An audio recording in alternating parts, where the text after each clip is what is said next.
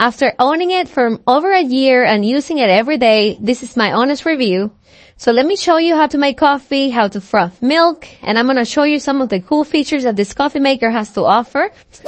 I bought this specific coffee maker because I wanted something that was compatible with the K-pots and that I could also make a whole pot of coffee using just like paper filters. So this does everything that I need. This is a removable water reservoir container. And you can remove it for easy cleaning. You can refill it. But the cool thing is that also you can position it on the back of this. I'll show you guys.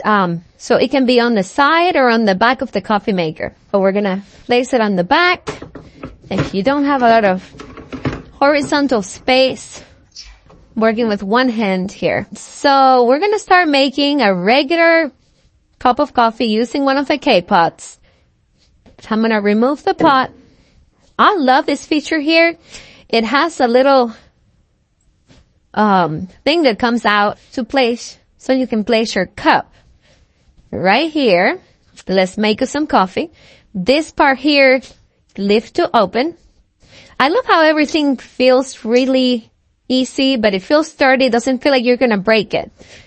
You put your coffee pot in here, push it in, close it, and you press right here, and it gives you your different size options.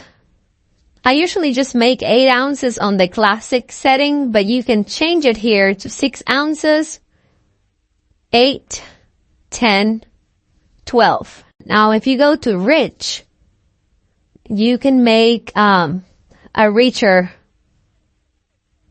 coffee, and you can go down to actually, if you go to specialty, that's what I usually do. I go to specialty and I make 4 ounces. It's more like an espresso.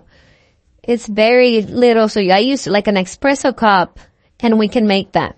And it has an over ice choice here. It's not the same as cold brew. It's just an over ice option. So let's make us a regular 8 ounce. Okay. Classic 8 ounces. And if you try to press it again, it says stop, like I just did. Start brew.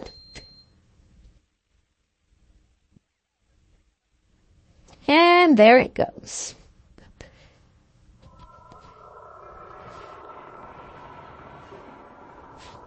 I have a little bit of warm milk here.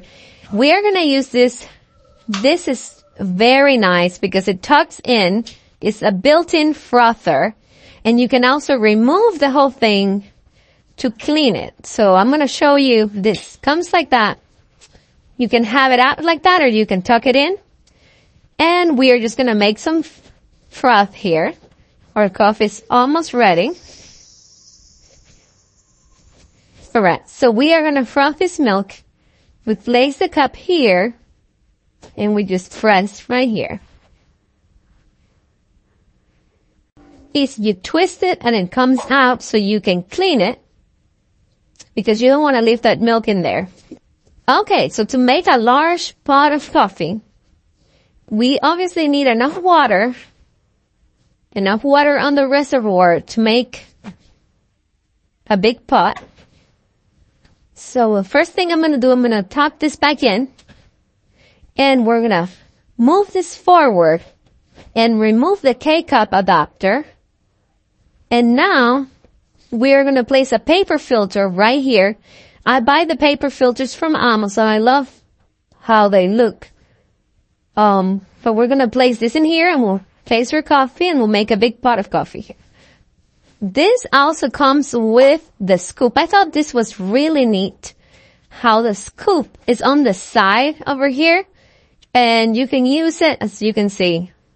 I have to clean it, but you can use it to scoop out, and it has different measures of how much do you need to make different sizes. So it says right here, for a big pot, we need 4 to 7 scoops.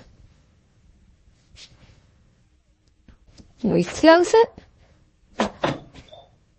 it automatically knows that we're making a big pot now, so it changed the setting. And you can choose between 37 ounces to 46 to 55. I usually like my coffee stronger, so I'm gonna make only 37 ounces, and I just press here, and it's gonna make our coffee. I sped up this part right here, so I don't bore you guys while this is brewing, but it's pretty fast. It was about 6 to 7 minutes, and then you have a big pot of coffee. I love doing this if I know I'm gonna have a busy day, and I need coffee right there ready for me. The heater on the bottom keeps it warm for you. So this is what it shows when there's not enough water. So it was running low on water, so it made up to where it had enough water, and now it's saying add water. So as soon as we add water, it continues. So I have added some water, and we're gonna hit start brew again.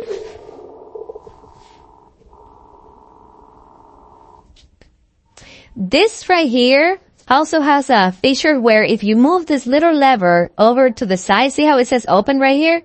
Now the water flow is open. We move it to the left and we close it. It's a lock. So if you have children, they can make coffee. I'm assuming it's for children. That's what I use it for. But if you close it this way, it's locked. We lift, we push back. We can remove this whole thing to dump our filter and our coffee. And this right here,